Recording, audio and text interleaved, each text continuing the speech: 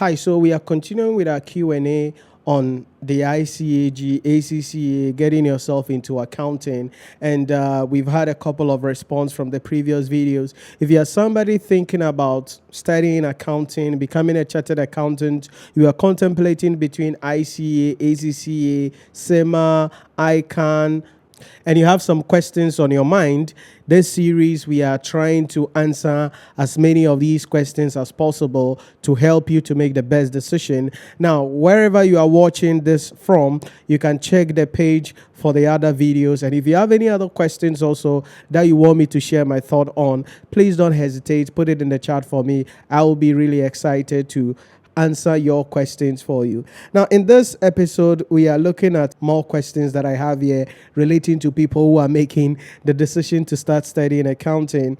And this one here is, which of the subjects is easy? I want to start with that. You know, this is one of the common questions that I get a lot, especially with people who come in and have taken exemption, right? And so they are looking at, hey, which of the papers are easy? Which of the papers should I start with? I want the easiest one as per your experience. Which one should I go with? And I'm like, there is no easy paper here. None of the ICAG papers, ACCA papers, SEMA papers is easy. None of them is easy. If you want something that is easy, then you go to bed.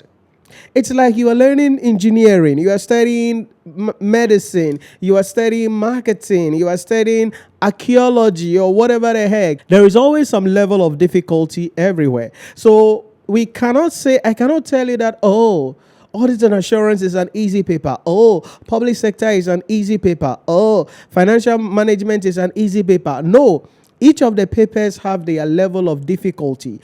The only thing that I will say is that you need to be somebody who is committed and understand that, yes, you're going to be on this journey, and understand the relationship that exists between the papers. So it's not about which of the papers is easy. It's about what is the relationship between the papers, so that you can then study those that belongs to that cluster, that it helps you to understand and pass the exam with ease. And so the strategy then has to do with the combination of the papers, or even the order in which you want to write the papers. So let's say you are in level 2 and you are coming in with first degree. Maybe you did accounting in the first degree, right? So you are coming in from level 2. Then you are going to be left with public sector accounting and finance, financial reporting, financial management, and then management accounting, possibly. Now, in that case, how do you study the papers? There is a key relationship between public sector accounting and finance and financial reporting, especially with the issue in respect of the IPSAS, which are in public sector, and then the IFRSs in financial reporting. And that is the 20 marks that the examiner is going to be bringing in the public sector examination. And so learning one of these before the other, or the two together, will be a great thing when it comes to the combination of papers in that case.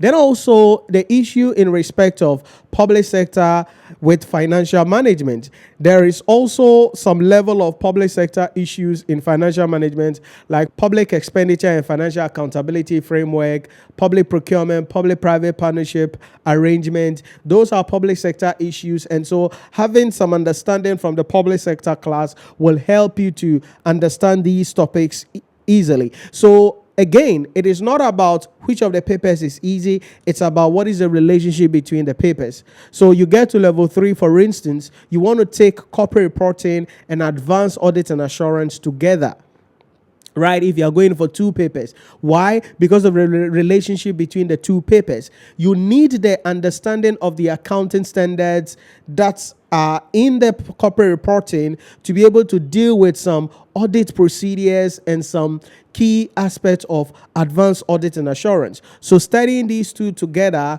will really help you. Then also there is ethics in the advanced audit and assurance. Then we have ethics also in corporate reporting. So studying these 2 together will be a great decision to make, which will overall make the journey easier for you. So there is nothing like which paper is easy.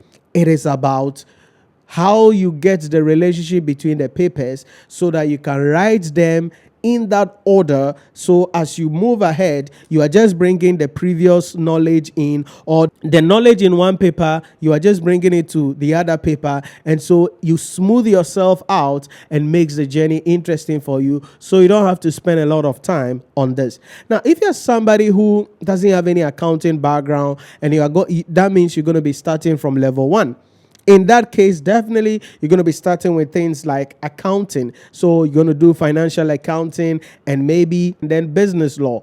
That combination is great because financial accounting will require you to do some calculations, some written aspects there. Then the business law is going to be purely written aspects, so you're going to be reading, but there are a couple of relationships there that are going to be helping you there. Then in the next diet or in subsequent exam, you can then take the introduction to management accounting and then business management and information system. So there is nothing like which of the papers is easy. It's about understanding the relationship between the papers. Once you understand that, the entire journey is going to be interesting and you'll be in the position to study well, go to the exam hall, write the exam with confidence, and as always, be able to pass the exam and take your life to the next level. Then I have another question here that says that I am new to this whole ICAG. Can I really do it? Now, this is also a common question that people ask me a lot, especially when they reach out and we are talking. And when they ask questions like this, literally you can feel the fear in their voice. And if it happens to be a video call, the expression on their face, and you can know that, no, it's not something that they think will be easy. Yes, you can do it. You know, accounting is just like any other subject. So maybe you're coming from banking and finance. You excel in that field. You are coming from agriculture. You excel in that field. You are coming from marketing. You excelled in that field. You are coming from science. You are a shark from that field. So yes, you can do the ICAG. Yes, you can become a chartered accountant. It's about making sure that you are guided properly, you join a good community where your needs are met. It's about making sure that you get access to materials that will help you to be able to study this easily and pass the examination. So, can you really do it? Yes, my brother, you can do it. Can you really do it? Yes, my sister, you can do it. And most of the time when people ask me this question, after I provide them with an answer like this, they are like, oh, I have heard about this. I have heard about that. I have heard a friend, a colleague at work saying this and that, saying this and that. And I've answered this in a previous video that forget about what people are saying. Okay? Forget about anything you want to do.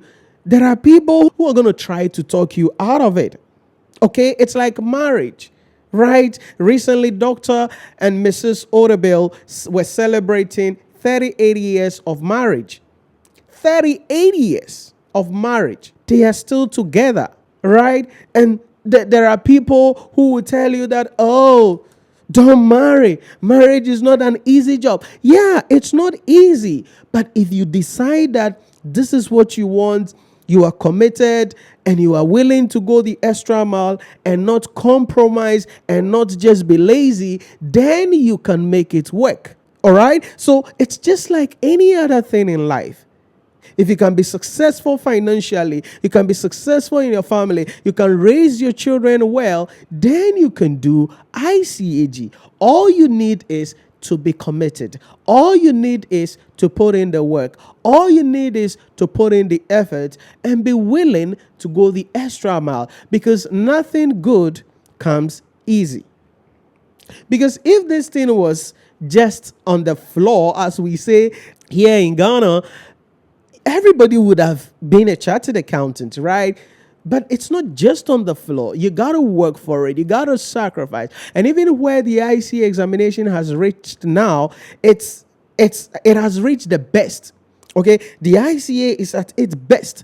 You know, the quality of the questions, the way the questions are structured. I mean, the verbs the examiner is using. I mean, the way, the context of the questions, everything is just shouting, We are now getting there. We are now the best.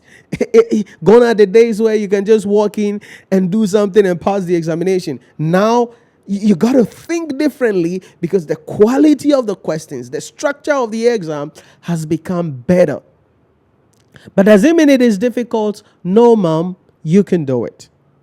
You can do it. And I don't, I'm not somebody who does a motivational speech. I'm not here to motivate you. All I'm saying is that if you want to become a chartered accountant, then you have to be committed. Then you have to be disciplined. Then you have to make sure that you belong to a good community where you can be held accountable, where you can be assisted, so that that dream can come to pass in a record time. So this is not a motivational speech to pat you at the back. No, it's going to be tough. But if you are committed, you are dedicated, and you are willing to work hard, you belong to a great community, you are held accountable, you will do this in a record time. I say this always. I've seen people come in, boom, and they're able to finish. Why? Because they are disciplined, they are dedicated, and they are willing to go the extra mile. So I would say it's not difficult. You can do the ICA. You can become a chartered accountant, irrespective of your background. If you are committed, you are dedicated, you are willing to be held accountable, you belong to a great community, I can guarantee you that dream can come to pass in record time. Then another question that I have here, which a lot of people also ask about, is, Nhyira, I am busy. I cannot attend lectures. What should I do? This is a very common thing that many people have. Busy, you cannot attend live lectures. What do you do? What I would say is that is not an excuse. You can still study. But what I would say then is that you make sure that you enroll in a class where you are able to get access to quality lecture videos, downloadable and accessible offline. For instance, when you join our community, one of the benefits, we have the best platform that you can talk about when it comes to providing of ICAG tuition, the best platform there is. Now, with our platform, what is going to be happening is that when you enroll, you get access to all of the content. So we have last semester's lecture videos available, accessible, all the complete lectures that you can get access to. Then we also have summary videos on almost all the topics. Summary videos, it means explaining principles to you. So you don't have to sit down to watch a 3-hour lecture, which you will take 5 or 6 hours to watch. Okay, what are you learning? Something specific. You just go there and watch it. But the beauty of all this is that you can download the videos in our Nhyira Premium mobile application, which you can download on the Google Play Store or the App Store, Nhyira Premium. Now, you download the videos and you can watch the playback over and over again without internet. So what it then means is that all you do is enroll in the course. Right. Once you enroll in the course, you are able to get access to the lecture videos. So maybe you are somebody who is busy, you travel around, and sometimes you go to places where you don't have internet access. No problem. So when you have access to internet, you just download the videos, as many as you want to download based on the storage capacity on your device. So you download them from the Nhyira Premium mobile application. That way, wherever you are located, you can then watch the playback of the video at your own pace, at your own convenience, without any disturbances. What does that mean? It means that, yes, you were not able to join the live lectures, but you get access to the recorded version of the lecture. You get access to the summary videos. You get access to other videos as well. Then assignments that will be given, you make sure that you do them and send them over. They will be marked, they will be looked at, and you will be assisted. So it's not an excuse. You are busy, yes. You cannot attend lectures, yes, but you can get access to high quality content that will help you to make this journey interesting for you so you can prepare well and write the examination. And most of the time, people's concern is that because they are not able to attend live lectures, it means they are not studying, right? So they're going to wait a week to the exam, that's where they will then start attending all manner of intervention classes. And that will not help you. That doesn't work, because you're going to go and fail the exam at the end of the day because you've not been studying. So you can't go and pass the exam. So what I would say is that if you're somebody who is busy, enroll to study with us. Get access to our content on our platform to go at your own pace. You'll be able to download the video, have access to the videos on your iPhone or your Android devices, and be able to watch them over and over again at your own pace. So maybe lectures are maybe 6 p.m. right throughout the week. You can't be in class during that time, but you may be available around 12 a.m., around 1 a.m. 30 minutes after lectures, the lectures are already available in the mobile application on our online portal. You'll be able to then download it and watch it. So, yes, you are busy, you can still become a chartered accountant. So that is one way, enrolling and studying in a community like ours, where you get access to high quality lecture videos, guidance, community, mentorship to help you to still be able to pass the examination. So yes, you're not able to join the live lectures, but you watch the playback, then you do the assignment. That will be looked at, and you'll be better assisted to go into the exam hall, write the exam, and pass the examination.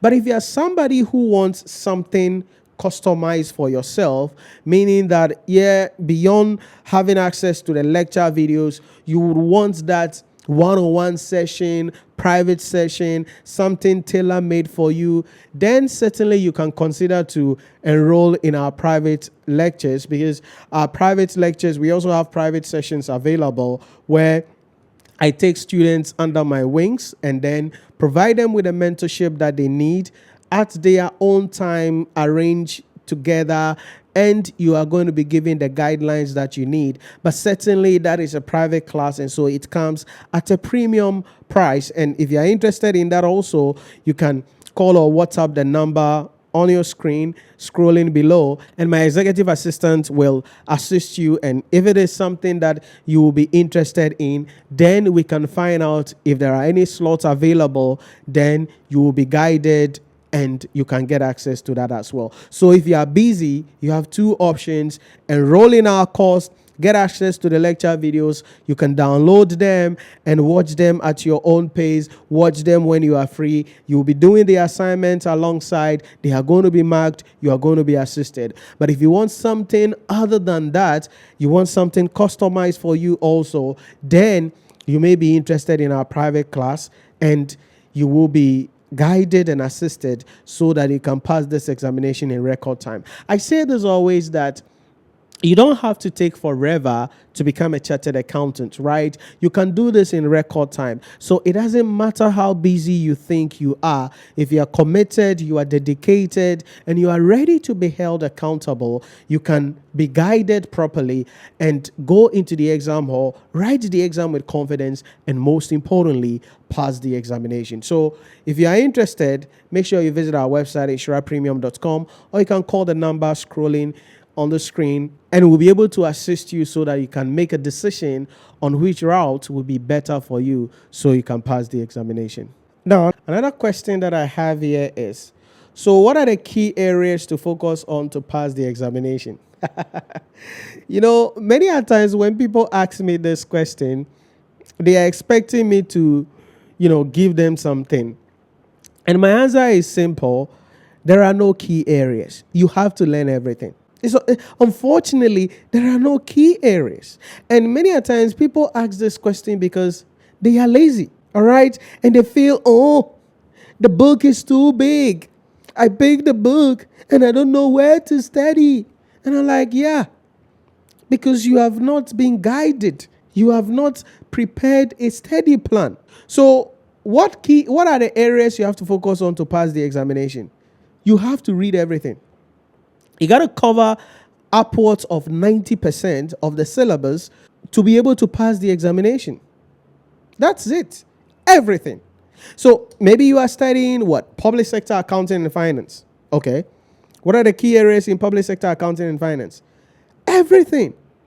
You must know about the IPSAS. You must know about financial statement preparation. You must know about the public financial management cycle. You must understand issues in respect of the conceptual framework for general purpose financial statement. You must understand evaluation of financial statement using either common size analysis, budget variance analysis, or ratio analysis. Like everything. Okay, you are doing financial reporting. Okay, what are the key areas in financial reporting to focus on so that you can pass financial reporting? Everything. Yes, the accounting standards will be crucial for you, 40% minimum. Yes, there is ratios, evaluation of financial statement, 20% maximum. Yes, there is consolidated financial statement, 20% maximum. Yes, there are some theory areas there. So there is nothing like, oh, what are the key areas I got to focus on to pass the examination? There are no key areas.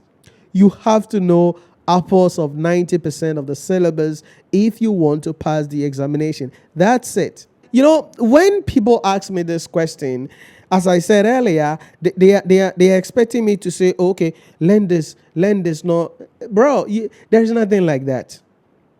Because the objective of the examiner is to ensure that in each examination diet, questions are spread across the entire syllabus.